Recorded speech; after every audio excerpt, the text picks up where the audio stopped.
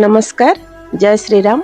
मु मानसी पंडा अग्रिम शुभेच्छा एवं अभिनंदन जनाऊँचे आसंता हिंदू नववर्ष पई।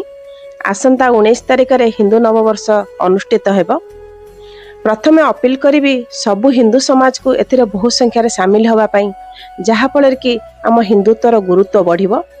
जेपरि आमे इंग्राजी नववर्ष को स्वागत करिवा पई आगरू बहुत किछि आयोजन होता है, बहुत किछि सेलिब्रेशन होता है, सेपरि आमे मध्य हिंदू नववर्ष को स्वागत करने पे आयोजन एवं सेलिब्रेशन करने उचित, जहाद्वारा कि आम हिंदुत्व बंची रहिबो, आमर हिंदू समाजर अग्रिम उन्नति हेबो एवं आम आगामी पीढ़ी माने हिंदुत्व विषय बहुत किछि जानिबार सुजोग पाइबे।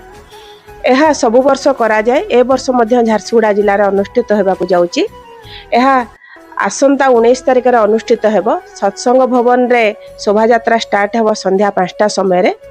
आम बीटीएम रु बाइक रैली स्टार्ट होची सरभाल हाई स्कूल जाके दिन 4टा रे। एथरे झारसुगुड़ार सबु संगठन सामिल हेबे, आमे मध्य सामिल हेबु। आ सामिल हेबा सहित किछि जदि लोकंक सेवा करि पारलु ताहले आमे निजको धन्य मने करिवु।